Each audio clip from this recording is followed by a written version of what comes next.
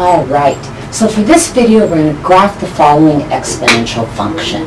So we have y is equal to 1/2 raised to the x. Okay, so what we're going to do in order to graph this here, we're going to go back to kind of the basic way on how to graph a function, and we're going to create a table of values. Alright, so let's pick some x values, and then we'll plug it into our equation and find the y values, and that'll give us points that we can plot to then transfer to our coordinate system over here. So it's a good idea maybe to pick some negative values, to maybe pick 0 and pick some positive values, just so you can see what the graph is doing on the left side, what it's doing here smack in the middle, and then what it's doing on the right side. So I'm going to pick like -3, -2, -1, maybe 0, 1, 2, 3. I know that's a lot of values, but it's going to give us a good look at what this is going to look like here. So if I plug in -3 in for x, that's going to give me y is equal to 1/2 raised to the -3. Now, remember what happens when you raise an entire fraction to a negative exponent.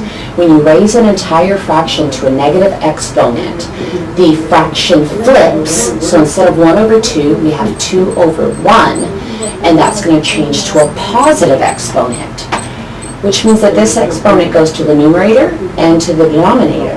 So we have 2 cubed over 1 cubed.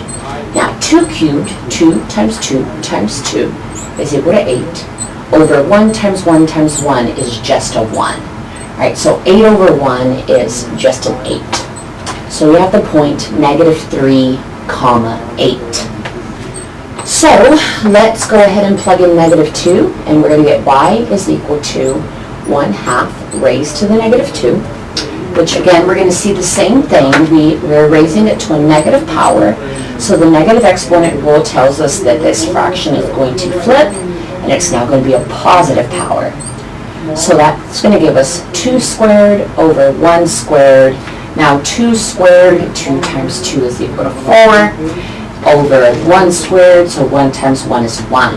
So we're left with 4/1, which is just a 4. So that gives us the point -2, 4. Now let's do the same thing for -1. So we're going to take 1/2 raised to the -1. And again, the negative exponent rule says that we are going to flip this fraction, and it now becomes a positive exponent. So this gives us 2 to the first power over 1 to the first power. So that just gives us 2/1, right? So that, and 2/1 is just a 2. Now let's go ahead and plug in 0. So if we plug in 0, that's going to give us 1/2 raised to the 0 power. And the 0 exponent rule says that anything raised to the 0 power is equal to 1. So we get the point 0/1 for that one. Now if you raise it to the first power, y is equal to 1/2 raised to the first. Now if it's raised to the first, that's just a regular problem here. Raising to the first power does not do anything. So 1/2 raised to the first power is just 1/2. Then we have x is equal to 2, so we're going to do 1/2 raised to the second power. And that's a positive exponent, so that exponent goes to the numerator and to the denominator. So we get 1 squared over 2 squared. 1 times 1 is 1, over 2 times 2 is 4. So we get 1/4 for that one. And then last one here, y is equal to 1/2 raised to the third power.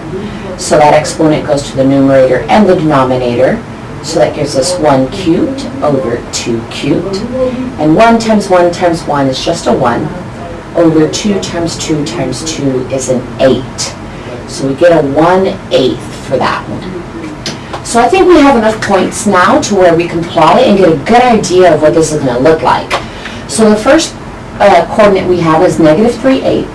So from the origin, we go left 3 and then up 8. So 1, 2, 3, 4, 5, 6, 7, 8. So it's going to be all the way up here. Okay, then we have -2, 4. So we're going to go to the left 2 and then up 4, which is about there. Then we have -1, +2. So -1, +2 goes right there. Then we have the point 0, 1.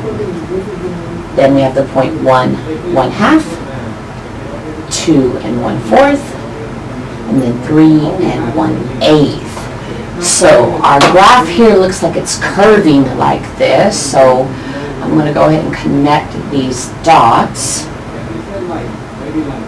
And this is what it is going to look like here. Exponential graphs, they always, towards over here, they always get closer and closer to 0, but they never actually cross. They never cross that x-axis. They have a horizontal asymptote at y is equal to 0. So this is forever just going to continue to get closer and closer to 0 without touching it, without crossing it. But this is what our exponential function looks like. Again, just create a table of values, plug them into your function, and evaluate it for those numbers to go ahead and get your points. Plot the points, connect the dots, and you have your function. Otherwise, that's it for this video.